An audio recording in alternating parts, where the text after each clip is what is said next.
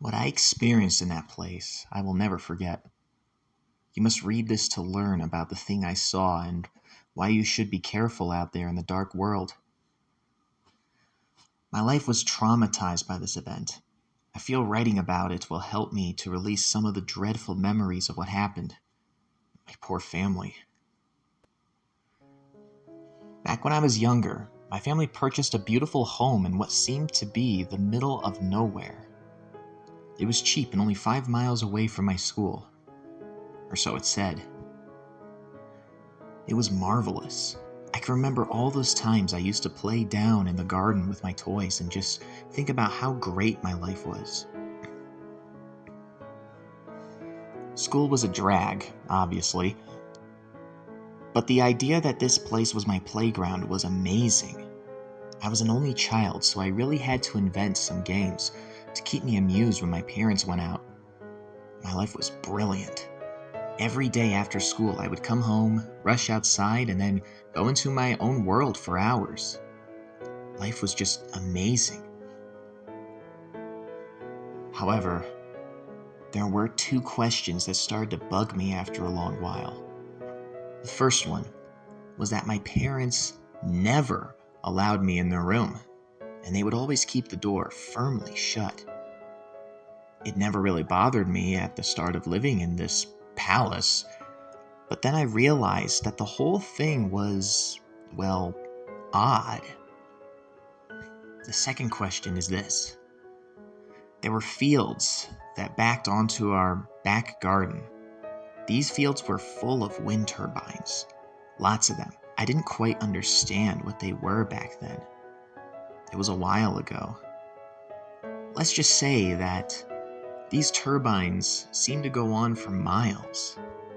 They made me feel very weak and vulnerable. They seemed to stare at you with their arms spinning round and round all day long. I was told never to go into those fields. It wasn't because of the turbines, oh no. It was because of the figure that stood in the distance all day and all night long. Who the heck was it? One day, my mom went into town and she left me all alone in our labyrinth of a house. Let's just say that it was irresponsible. I was only 9 years old. My dad was at work, so he couldn't look after me. Anyway, I just accepted it and she drove off. I was very happy to be alone. I could play my own games in the house and no one could stop me. I was ecstatic. I pottered on the back garden and the turbines stared at me, inviting me into the fields where they worked and rested. I couldn't resist. No one was here to tell me off, so I could get away with it. I slowly walked across my garden, kicking any toys out of the way. My mind began to buzz and invent stories. I looked left to right, then I turned around to see if anybody could see me. I proceeded towards the garden fence and into the field. I climbed over the fence with a struggle, like an old man getting up from his seat. I managed to get over the wooden fence, and I just looked up in awe at the sight of these things. Then I looked down, and I noticed the figure. They were very far away, but my parents knew something that I did not about the whole thing. After checking if anyone was watching again, I began to walk across the fields. I kept my eye on the figure. I didn't feel too afraid as I continued to wander past the turbines, but I thought I should turn back. I didn't want to be in this field anymore, not because I was afraid this time. Usually I disliked the turbines. This time, I was bored. What was the point of it all? How did my parents know this thing wasn't a statue or something? They just assumed it was something bad to scare me from wandering off from the house. Every child should explore. It's part of growing up. I began to turn back, but as I did so, the sky suddenly turned dark. Very dark. A storm cloud must have arrived. Great. Now I would be soaking wet, and I would get caught out by my parents. I started to run back to the house. Something didn't feel right. My whole body began to feel almost tingly, like an icy chill. I put it down to the cold weather that had just arrived. I ran back to the house and took a quick glance back at the field. That's when I noticed it. The figure's head had moved. I thought nothing of it at the time, but as I ran inside, I began to come to terms with what I just noticed. I ran up to my bedroom and barged my door open. My bedroom looked out onto the fields, you see. I looked out the window and realized they had moved. The figure was now looking at the house.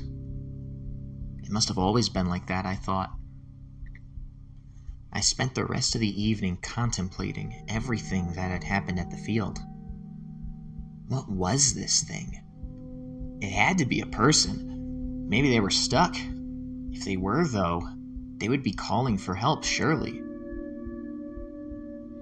I went to bed that night feeling a little odd. Not afraid, just uneasy. The next day, my mom went out again, and she gave me the option to stay at home or go with her. Was I going to go with her? No, I was not.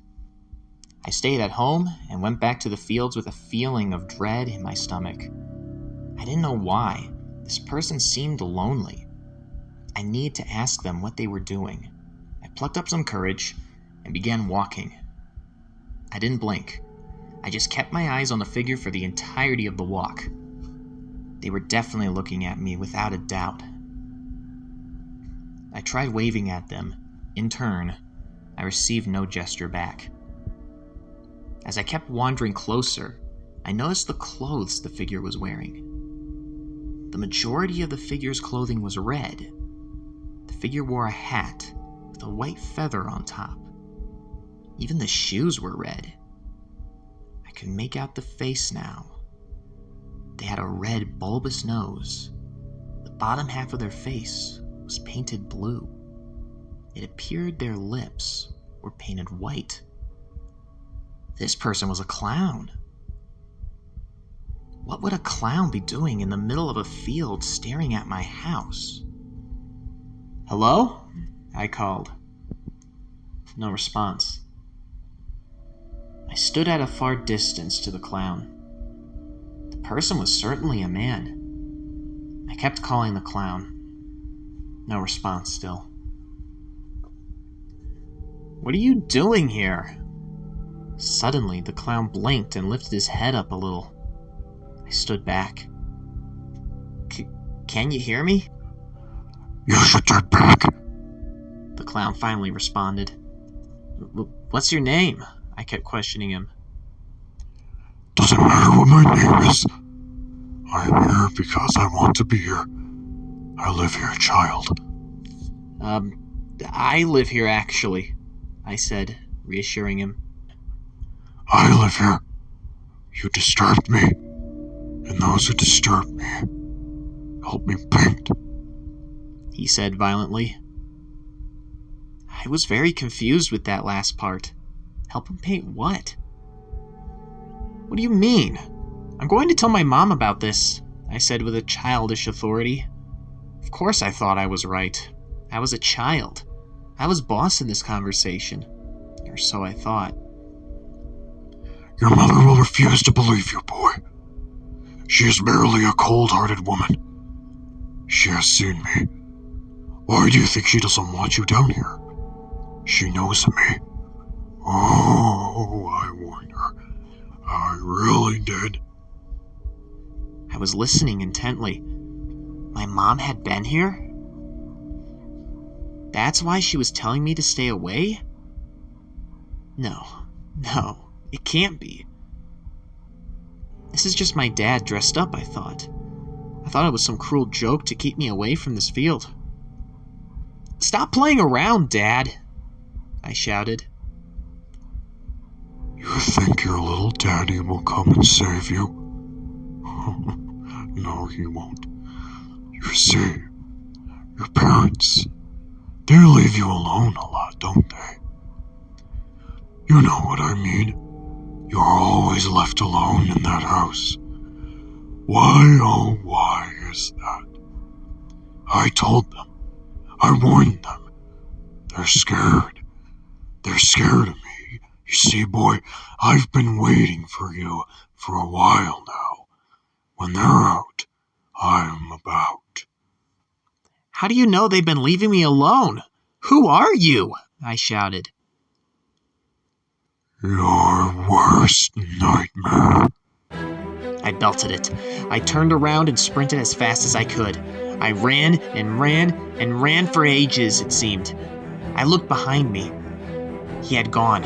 I charged back to the house. They weren't home. The sky was so dark. It was 7:00 p.m. Mom and Dad should be home soon, I thought. I burst into tears and went to the phone. The phone was smashed to pieces. Someone must have been in the house. I was in floods of tears and my burning eyes kept blurring up. I rubbed them viciously as I repeatedly tried to open the front door. It was not having it. I kept tugging at the door, but nothing. That's when I stopped for a few seconds. If this thing wants my parents out of the house for whatever reason, is it something to do with their room? I tried to shake away the thought, but it kept clouding my mind. They allowed me in their room in the last house. Why not this one? I had to find out what was going on. I heard noises coming from the kitchen. Wiping away the tears, I charged upstairs and burst into my mom's room without even thinking a thing. Once the door had smashed into the wall next to it, I stood there in silence. I don't even want to write this. But hanging from the ceiling was my dad. 3 chains emerged from the ceiling, each one dug into his back, blood still dripping from his lifeless body. I vomited. I kept throwing up every time I looked at the thing. The walls were covered in writing. After darting my eyes away from the body several times, I noticed that the writing all said the same thing. Sacrifice. Suddenly, the doorway filled with red. It was him, the clown. I screamed as he walked closer and closer towards me. He had a paintbrush in his left hand and a paint pot in his right. I told you. He lunged towards me. The paint pot came towards my head. I screamed and covered my eyes. And then I woke up.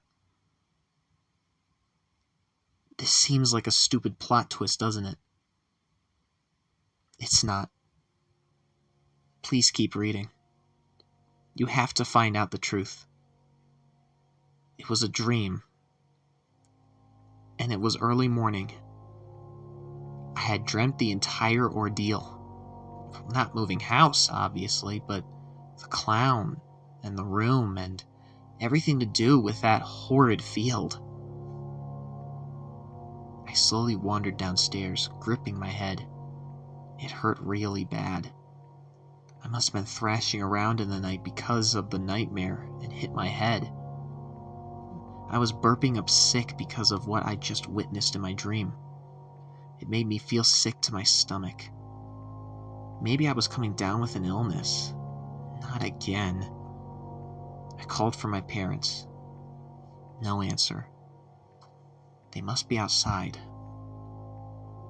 I went to the back door, opened it, and hobbled outside. I called again. Still no answer. I wandered to the edge of the garden to see if they were in the fields. I saw something in the distance. I thought it was them. I called out, and the figure looked at me and waved. I was happy knowing that my parents were safe and sound, and that I was going to be all right. The turbines weren't spinning that morning. I spent the rest of the morning inside watching TV. I didn't bother looking out the window to see where they were. I was too involved in watching cartoons to even remember to check. By 4:00 p.m., they had still not returned to the house. I went outside to go and look for them. And that's when I stopped dead in the middle of the garden. One of the turbines was red. As I looked up at it, I screamed in horror. At the end of two of the arms of the turbine, there were bodies spinning round and round. The figure in the distance began to wave at me again. It couldn't be. That was no dream. I was concussed. The paint pot gave me the injury on my head. That's when I noticed the writing on the fence. The writing that wasn't there earlier. The very words that have made me suffer for countless years now. Thank you for helping me paint.